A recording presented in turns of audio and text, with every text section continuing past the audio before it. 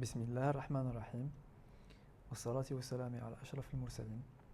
On commence cette révision de biochimie avec le chapitre des glucides, le premier cours de la biochimie intitulé glycolyse. Alors, la glycolyse, elle a lieu dans le cytoplasme, et plus précisément dans le cytoplasme de toutes les cellules. C'est pour cela qu'on dit que la glycolyse, elle est universelle. C'est-à-dire qu'elle va concerner qu'à les cellules.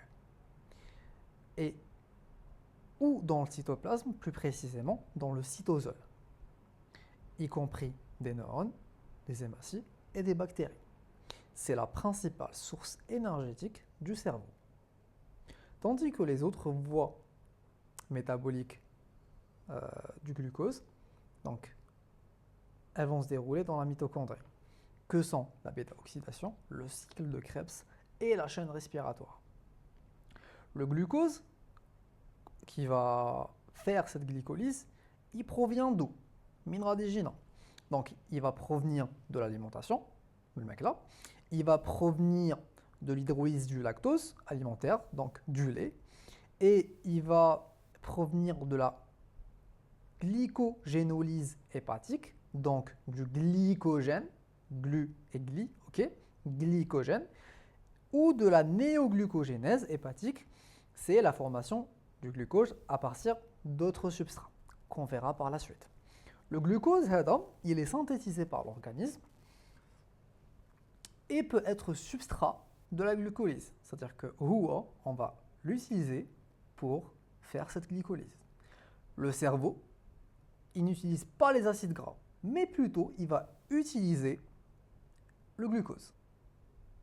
Le glycogène, il peut alimenter la glycolyse grâce à quoi? En se divisant en glucose 1P et en glucose non phosphorylé. Grâce à la glycolyse, le glucose est le précurseur de molécules non glucidiques parce que le glucose, il va donner du pyruvate. Vous voyez que le pyruvate, il va entrer dans la formation de molécules non glucidiques. Par exemple des protéines, par exemple des lipides. La glycolyse peut être alimentée par d'autres métabolismes que le glucose. Par exemple, d'autres exos que le glucose, par exemple le fructose, peut alimenter la glycolyse. Le glucose est dégradé par oxydation par l'intermédiaire de la glycolyse pour donner du pyruvate. Sur la glycolyse qui a dit cela, a dit une molécule de glucose avec deux ADP avec un T, va rentrer dans le tunnel de la glycolyse qui est fait de 10 réactions et elle va sortir et nous donner 2 pyruvate et 4 ATP. Donc, si on compte les 4 ATP ici produits moins les 2 ADP ici qui ont été consommés, on aura un bilan net de 2 ATP.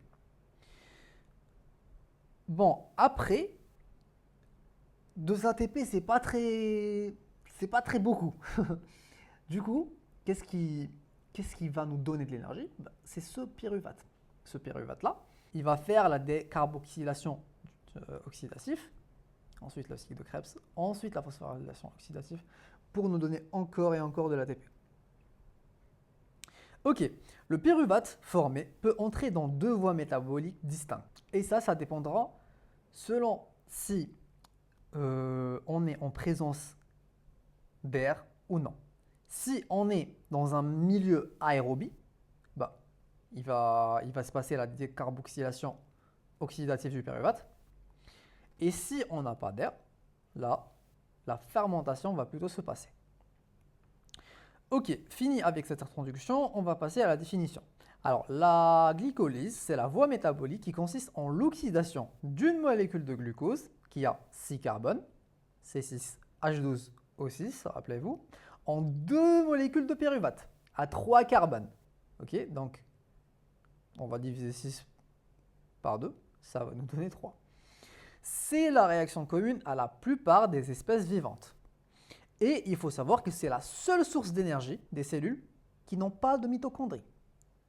pas de mitochondries, tu fais la glycolyse, on te donne ton énergie. Et c'est la seule séquence de réaction qui permet la synthèse d'énergie dans les globules rouges. Parce que les globules rouges, ils n'ont pas de mitochondries. Et il faut savoir aussi que c'est une voie catabolique, parce qu'on va dégrader du glucose, donc catabolisme, qui va consommer de l'ATP pour nous redonner de l'ATP. Et cette voie, on verra, elle va nécessiter le NAD+, sous forme oxydée. Donc, une forme oxydée, c'est une forme, on va dire, vide. Une forme réduite, c'est une forme rechargée. Ok, pour vous rappeler, donc ici, il est rechargé et ici, il est réduit. Ok, comment se passe cette glycolyse? La glycolyse peut fonctionner aussi bien dans une cellule vivante, donc en aérobie, qu'en anaérobie. Donc, elle peut fonctionner sans oxygène. Mais il faut savoir que la glycolyse anaérobie, donc sans oxygène, permet l'approvisionnement énergétique des muscles lorsque l'oxygénation est insuffisante. Mais cette quantité d'énergie qu'elle va recevoir de la fermentation, elle est moindre par rapport à celle fournie dans la décarboxylation oxydative. Alors, la glycolyse proprement dite, elle est faite de 10 réactions biochimiques. عشرة. الأولى غادي نقسموهم en deux phases. Une phase d'investissement en énergie et une deuxième phase de récupération d'énergie. C'est-à-dire que la phase الأولى, on va consommer, et la phase الزوجة, غادي نحصدو, on va recevoir plus d'énergie que ce qu'on a consommé. Ok, la première phase, elle va débuter par un transfert de phosphoryle, donc de P, sur le glucose. Donc le glucose est phosphorylé dès son entrée dans la cellule. Donc la première étape qu'on va appeler phosphorylation du glucose, elle est irréversible. On va voir qu'il y a 3 réactions qui sont irréversibles. Donc le glucose, avec de l'ATP, il va être phosphorylé. Donc on va prendre ce P et on va l'ajouter sur le carbone numéro 6 du glucose. Ça va nous donner un glucose 6-phosphate avec de l'ADP. Il faut savoir que l'enzyme qui phosphoryle, généralement, c'est une kinase. Et vu que le glucose a 6 carbones, donc exokinase. C'est l'enzyme qui fait cette réaction. Donc la réaction de phosphorylation du glucose en glucose 6-phosphate n'est pas propre à la glycolyse. Pourquoi? Parce que cette réaction, elle peut se produire ailleurs. Et on verra par la suite. Ensuite, la deuxième réaction, il va y avoir une isomérisation du glucose 6-phosphate. Un isomère, c'est on va dire, un jumeau d'une molécule mère. Ok, donc c'est comme si on va prendre du glucose, son isomère, c'est le fructose. Donc c'est vraiment quelque chose qui ressemble au glucose. Donc là, on avait notre glucose 6-phosphate, ben, on va l'isomériser pour nous donner du fructose 6-phosphate grâce à une isomérase. Donc phospho-glucose isomérase. Donc phosphate, glucose, isomérase.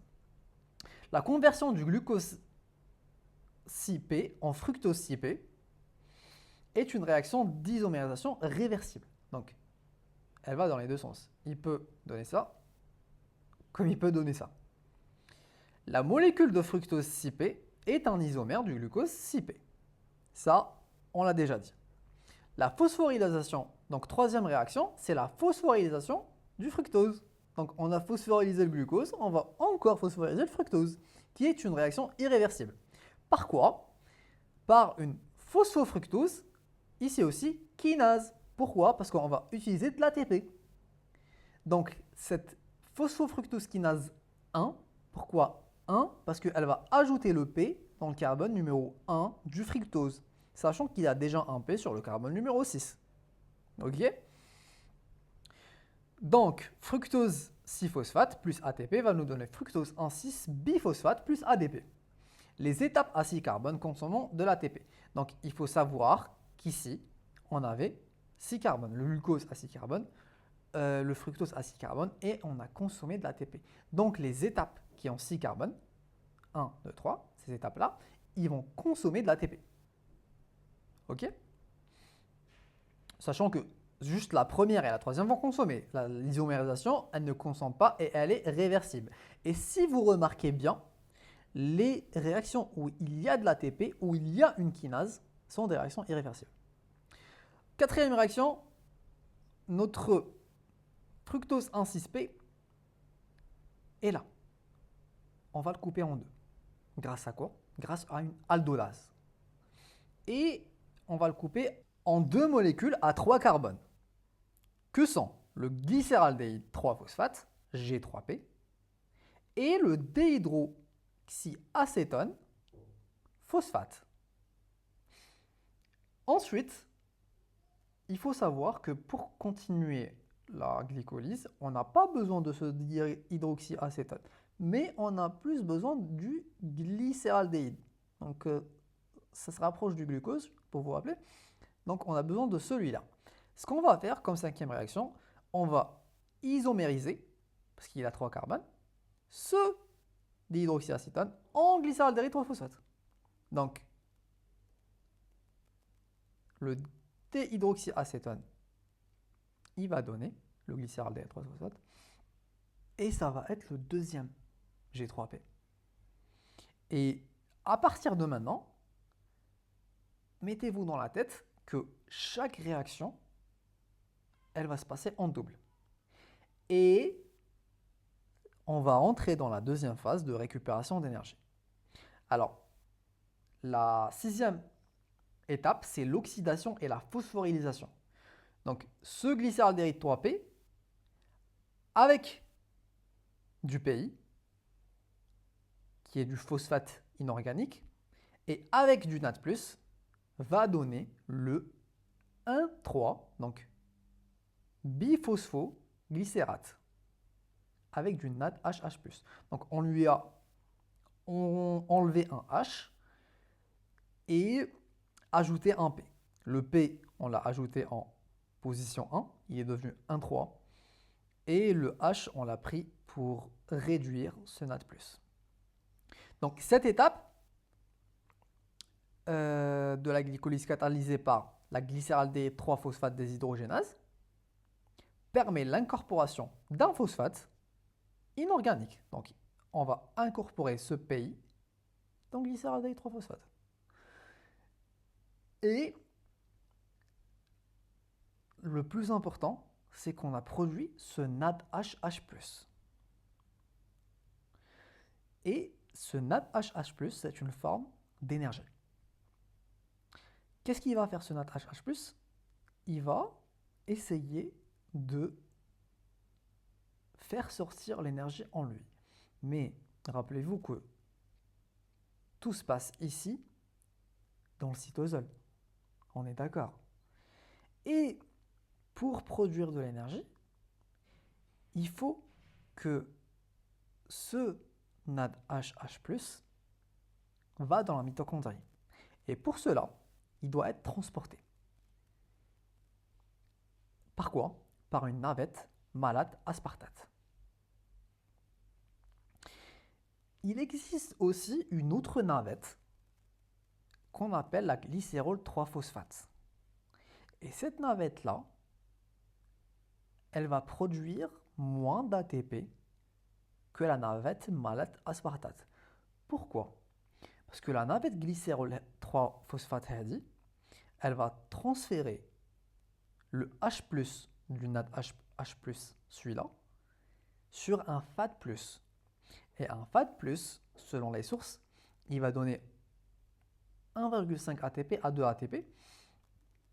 Et alors que le malate, il va transférer ce H+, directement sur un autre NAD+, qui va donner 2,5 à 3 ATP.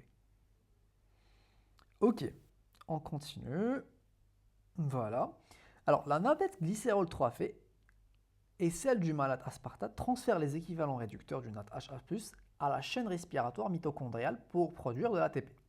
C'est ce qu'on avait dit. Le NADH est une forme réduite du NAD+, qui est un coenzyme, le NAD+, ce NAD+, est un coenzyme dérivé de la vitamine B3. Enchanté. Alors, la 7e réaction, alors là, on était sur, rappelez-vous, sur le 1,3-biphosphoglycérate. Et cette réaction, cette 7e réaction, avec de l'ATP, de l'ADP, va produire du phosphoglycérate et va donner de l'ATP. Et comme on a dit, vu que chaque réaction se produit en double, là, on aura une autre réaction qui va faire la même chose et qui va produire un autre ATP. Donc, la production d'ATP s'opère au cours de la conversion de 4 trioses de phosphate. Retenez ces 4 trioses de phosphate parce que ici, on en a déjà 2, donc celui-là et le deuxième 1,3-biphosphoglycérate qui fait la même réaction. Et on aura par la suite une autre réaction qui formera encore 2 ATP. Et on aura nos 4 trioses de phosphate.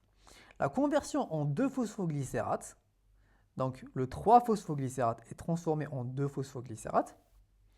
Et la 9e réaction, elle se fait par une énolase.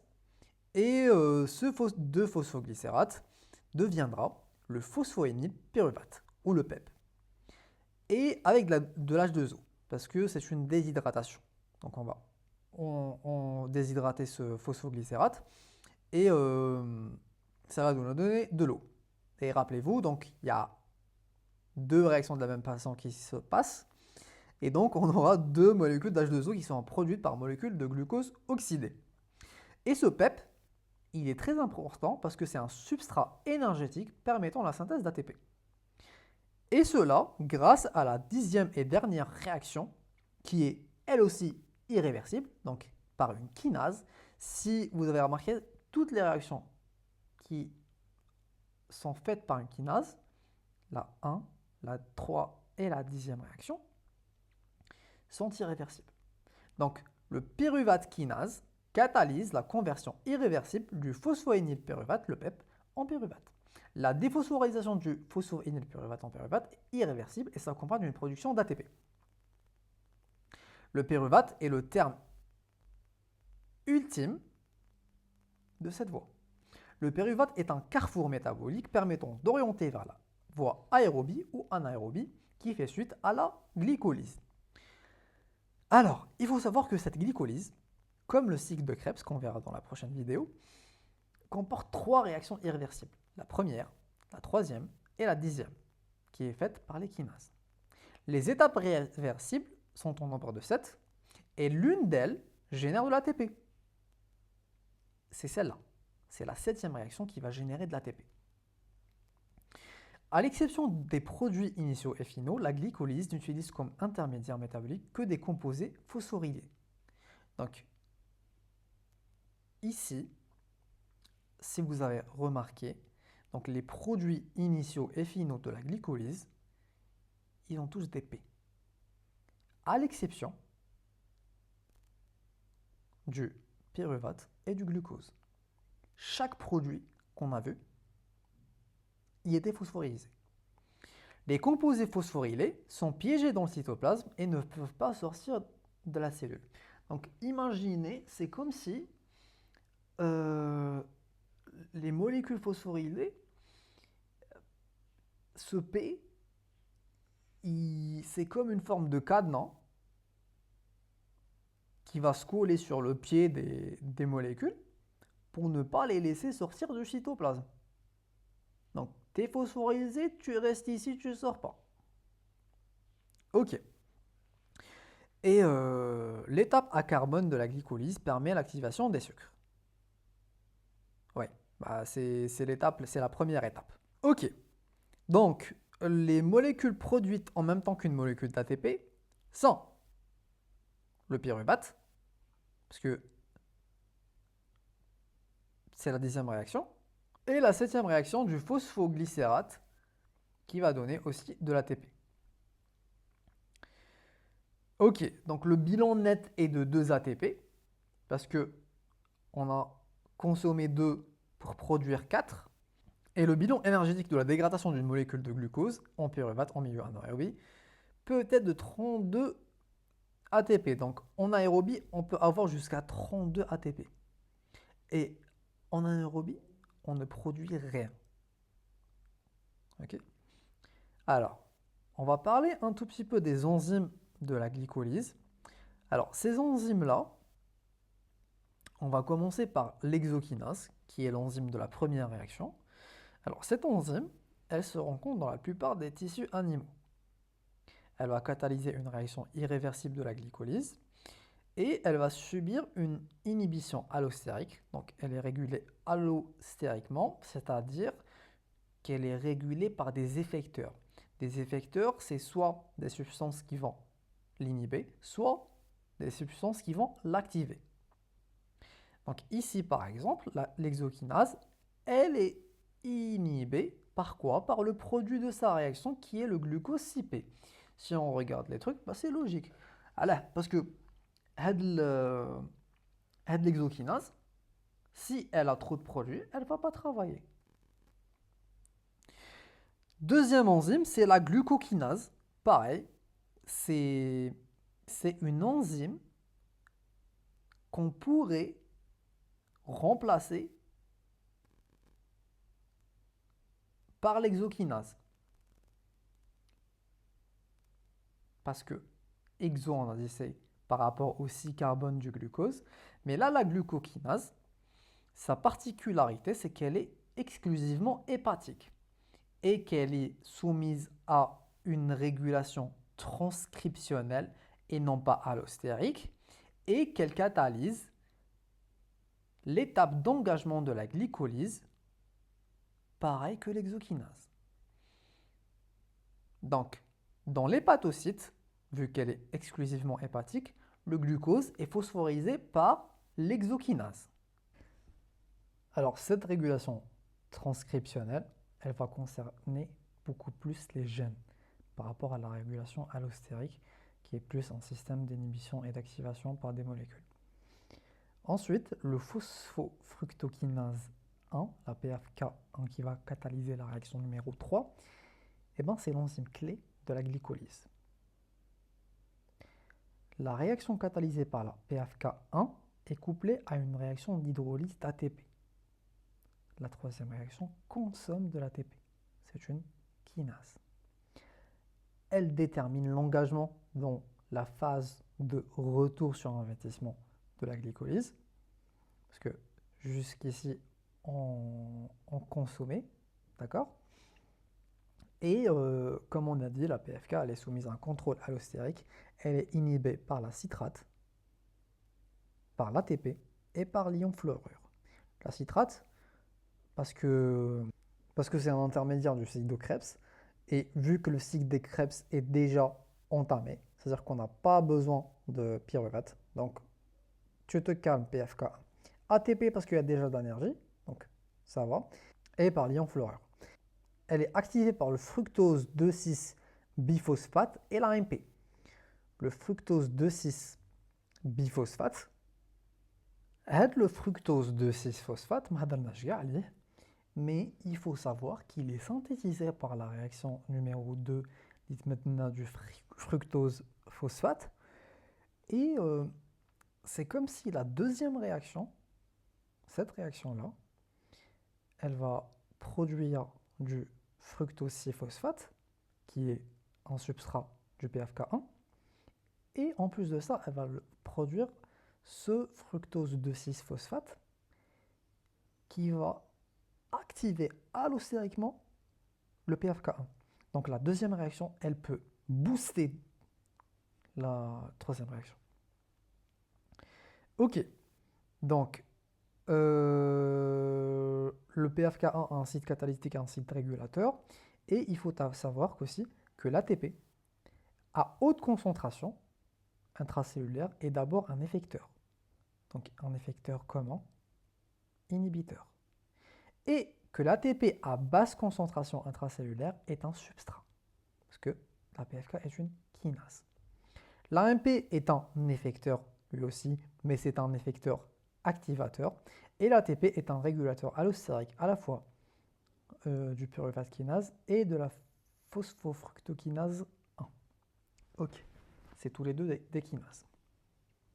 Ensuite, le glycéraldéhyde 3-phosphate deshydrogénase, celui qui ajoute un PI et qui prend un H de la molécule sur le NAD+, pour le transformer en NADHH+, celui qui va faire la réaction numéro 6, on a dit que c'était une réaction d'oxydation qui va permettre la formation d'une liaison riche en énergie et que le coenzyme, il était appelé le NAD+, qui provenait de la vitamine B3 et que l'enzyme intervient par la fonction thiol, donc sur un résidu de cystéine. Donc le H+ pris sur la molécule, il est pris sur la fonction thiol, sur la fonction SH. La formation du pyruvate à partir du glycéraldéhyde 3-phosphate produit deux molécules d'ATP. Logique, une va se produire dans la réaction numéro 7 et une va se produire dans la réaction numéro 10. Et la production de lactate permet de régénérer le NAD+, et ça, on va le voir dans la fermentation. Et ça va permettre la synthèse d'une molécule possédant une liaison mixte d'acide phosphorique et d'acide carboxylique. Ok. Dernière page, on va parler aussi de la phosphoexosmutase. Elle catalyse la conversion réversible du phosphoglycérate du 3-phosphoglycérate en 2-phosphoglycérate. C'est une mutase qui va muter la glycolyse.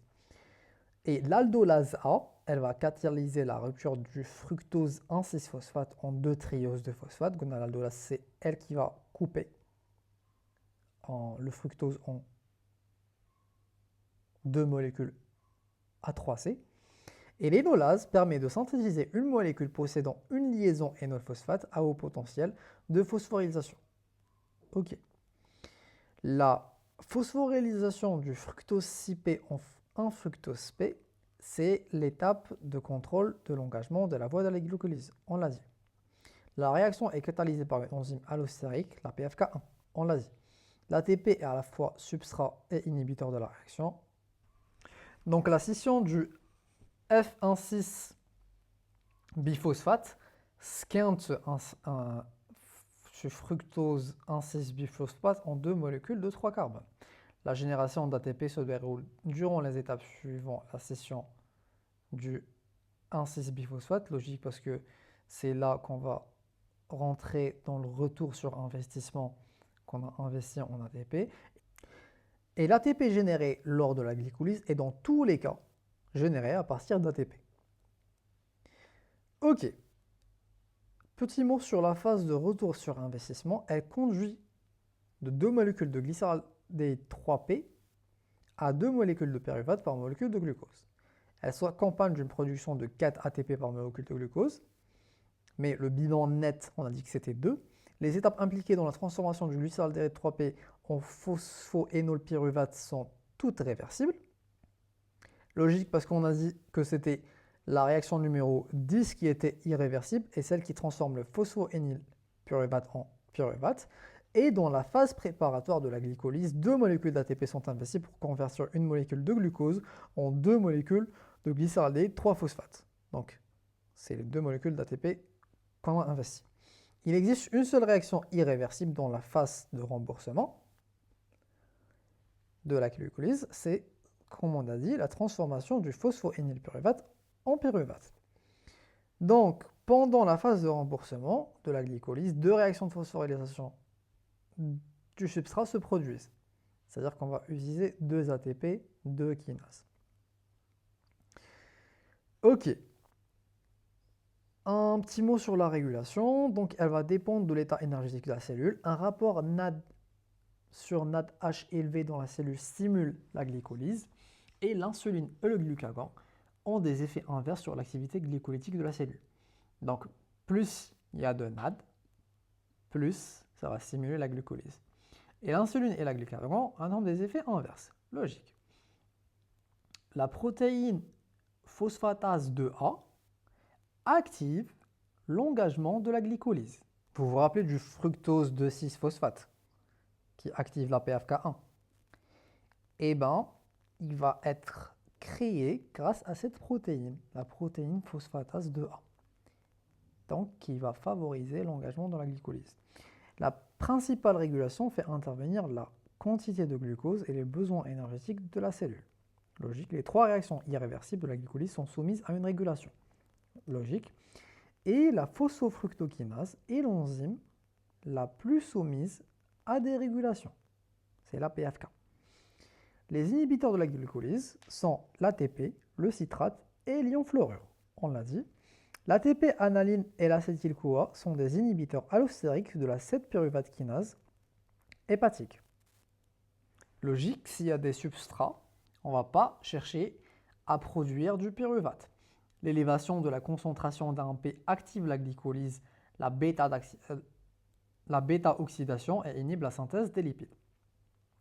L'arseniate aussi est un agent découplant la phosphoglycémie kinase. Il va la rendre inactive. Pourquoi? Parce que il va prendre la place du PI et il va, encore une fois, muter la glycolyse. L'engagement de la glycolyse, l'ATP à la fois substrat et inhibiteur de la réaction par la PFK1.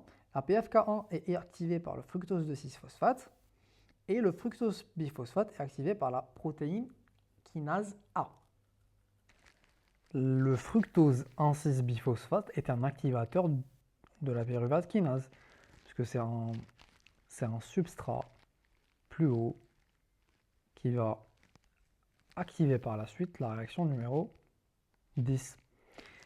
La phosphofructose kinase 2, c'est la PFK2 qui donne la fructose 2,6-phosphate qui va activer la glycolyse. Elle est active sous forme déphosphorylée. Ok, petit mot sur le catabolisme glucédique. Le glucose comprend un ensemble de réactions anaérobies qui aboutissent à la production du pyruvate. La voie aérobie passe par la formation d'acétyl-CoA. Logique. Dans la voie aérobie, ce sont les chaînes respiratoires mitochondriales qui permettront la régénération du NAD, tandis que dans la fermentation, ça sera beaucoup plus le lactate déshydrogénase, comme on va voir. La formation de l'acétyl-CoA peut être vue en partie comme une décarboxylation du pyruvate. On produit la même quantité d'ATP par glycolyse anaérobie que si elle est associée à l'étape de la fermentation, que cette dernière soit lactique ou alcoolique. Ça veut dire que ce soit la fermentation lactique ou alcoolique, on va produire la même quantité d'ATP. Et l'HPO4-, c'est un facteur limitant. Tout petit mot sur la fermentation lactique et alcoolique. Alors, en l'absence d'oxygène, la glycolyse est suivie d'un processus appelé fermentation. Elle est de deux types, soit elle est lactique, soit elle est alcoolique. La fermentation lactique est indispensable au bon fonctionnement de la glycolyse en aérobie. Elle utilise une enzyme qui est la lactate déshydrogénase. Et cette lactate déshydrogénase, c'est un tétramère dont il existe plusieurs isophares. D'accord? Il va réduire le NADH, H+, et non pas le NADPH, faites gaffe, au cours de la fermentation, pour nous redonner du NAD+, pour la glycolyse. Cette fermentation lactique a lieu dans le globule rouge et permet la poursuite de la glycolyse, mais elle a un rendement énergétique inférieur à celui de la respiration, parce qu'ici, on ne produit pas d'ATP. Elle est le seul moyen pour oxyder le NAD produit lors de la glycolyse dans les globules rouges, donc pour nous redonner ce NAD, parce qu'on en a besoin, et en anaérobie, le NAD+ nécessaire à la glycolyse doit être régénéré par une réaction de réduction du pyruvate qui produira par exemple du lactate dans les cellules musculaires. Donc pyruvate va donner de l'éthanol et on va régénérer ce NAD+, grâce à notre NADHH+. Donc le pyruvate est réduit en lactate par le NADHH+. Donc on va réoxyder ce NADHH+. Et il faut savoir que cette fermentation, à part produire le NAD+, elle ne produit pas d'ATP. Le bilan énergétique de la glycolyse fermentation lactique est de 2 ATP, c'est-à-dire que c'est le bilan même de la glycolyse. Petit mot aussi sur la fermentation alcoolique. Chez la levure, la glycolyse anaérobie conduit à la formation d'alcool itélique. La fermentation alcoolique observée chez les levures correspond à une décarboxylation, encore une fois, du pyruvate. Alors, le catabolisme de l'éthanol. L'éthanol est principalement catabolisé dans le foie via 3 systèmes. Soit c'est l'alcool déshydrogénase qui va oxyder l'éthanol, soit c'est le MEOS, donc le MOS, qui va participer au catabolisme de l'alcool, soit c'est la catalase des peroxysomes qui va participer au catabolisme de l'alcool. Donc on a 3 systèmes principaux que sont l'alcool déshydrogénase, la MOS et la catalase des peroxysomes. L'alcool déshydrogénase est une enzyme qui catalyse la réaction réversible qui conduit notamment à la production d'acétaldéhyde impliquée dans la survenue d'effets toxiques tels que le mal de tête. Et cette alcool déshydrogénase, on a dit qu'elle est utilisée dans la fermentation lactique. Chez un malade atteint de déficit en pyruvate kinase, des globules rouges retrouvent beaucoup plus d'acide lactique, logique parce que on aura plus tendance à la fermentation. Et voilà, je vous remercie.